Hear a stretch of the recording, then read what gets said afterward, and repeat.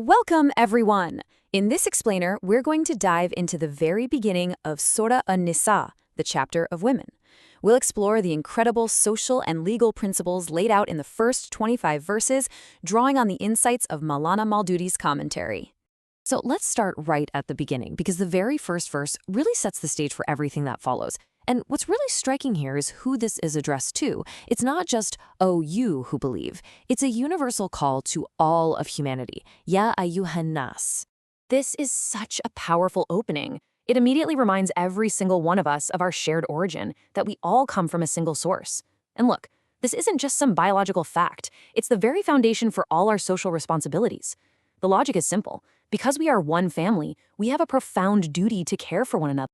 So here's how we're going to break this down. We'll look at 5 key themes that build on each other: our shared humanity, the sacred trust of protecting the vulnerable, the new dignity established in marriage, the game-changing laws of inheritance, and finally, the serious responsibility of staying within these divine limits. All right, let's get into it.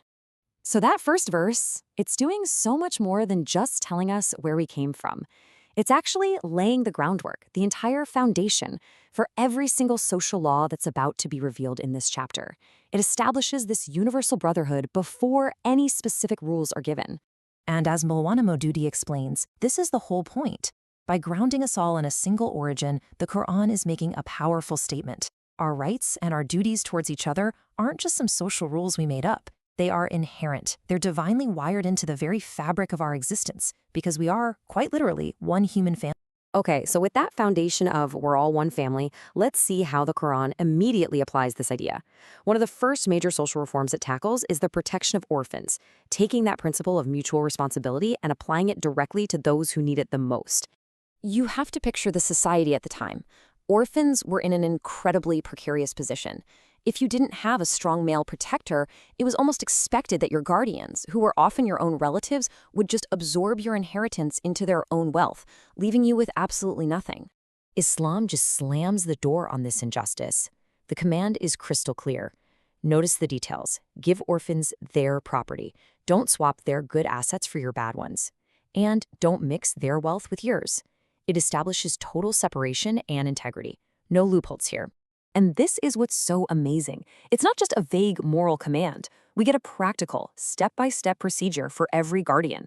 You have to test the orphan's maturity, you're forbidden from squandering their wealth, and, this is key, you have to call witnesses when you hand over the property to ensure complete transparency and accountability. And if there was any doubt left about how serious this is, just listen to this warning. It's one of the most terrifying images in the entire Quran. The message is stark. Consuming an orphan's wealth isn't just wrong, it's like you are literally swallowing fire, with a guaranteed consequence in the hereafter. All right, moving on from the rights of orphans, the surah then tackles another huge area of social justice, establishing the rights and the dignity of women within the institution of marriage. You really can't overstate how revolutionary this was. The difference between the old customs and the new Islamic guidance is night and day. Women went from being treated like property, denied inheritance, having their dowers taken, even being inherited themselves, to being recognized as individuals with God-given rights. Now, central to this whole shift is the concept of mahr. Let's be really clear about this. It is not a bride price paid to her father. Verse 4 makes it plain that this is a mandatory gift from the groom directly to the bride. It becomes her exclusive property, establishing her own financial independence right from the start of the marriage. So when we get to this well-known verse, it's so easy to miss the main point. The headline here isn't the numbers 2, 3, or 4. The headline, the absolute core of the verse, is the strict condition of justice that's attached to it. The primary focus is fairness. Yeah, and this historical context is absolutely vital. This verse wasn't Islam introducing polygamy, it was Islam restricting it. Men at the time would take 10, 20, an unlimited number of wives with no rights. Islam came and put a cap on it, but more importantly, it attached that non-negotiable condition. If you even fear you can't be perfectly just, then you must stick to one. And then, to bring order and sanctity to the family unit, the Quran lays down these very clear boundaries. It defines a sacred inner circle of relatives with whom marriage is completely forbidden, putting an end to some of the chaotic practices of the past and establishing a clear structure based on decency and respect. Okay, next up is another absolutely game-changing social reform, the laws of inheritance. This is actually one of the most detailed legal sections in the entire Quran, and for a very good reason.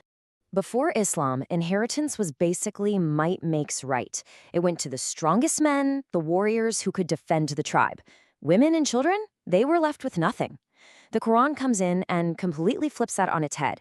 It makes inheritance a matter of divine law, where rights are based on your relationship to the deceased, not your strength.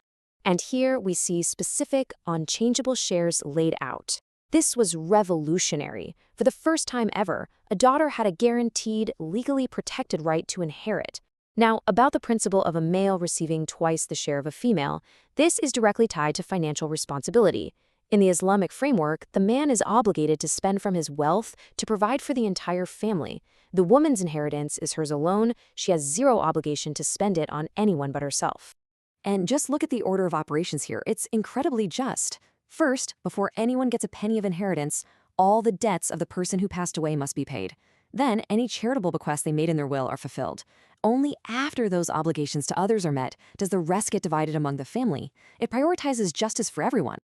So after laying out all these detailed laws for a just society, the Quran zooms out and gives us the big picture. It reminds us where these laws come from and why they matter so much. These aren't just helpful suggestions. They're described as sacred boundaries or limits set by Allah. So you see, following these rules, protecting orphans, honoring marriage contracts, distributing inheritance fairly, it isn't just about building a good society in this world. It's presented as a core act of faith, an act of obedience to Allah and His messenger. And the reward for respecting these limits is nothing less than paradise. And the flip side is just as powerful. The warning is severe and direct.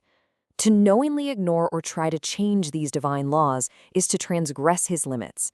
And as Maulana Maududi highlights, this is a serious warning against thinking that we as humans can just modify or discard divine law whenever it suits us. So what do we take away from all this? These verses laid out a blueprint for justice in 7th century Arabia, but the principles behind them are absolutely timeless. Protect the vulnerable, uphold the dignity of all people, ensure financial fairness, and above all, respect divine guidance. The real challenge for every single generation is figuring out how to apply these core values to build a just and compassionate society in our own time. Thank you for joining us for this explainer.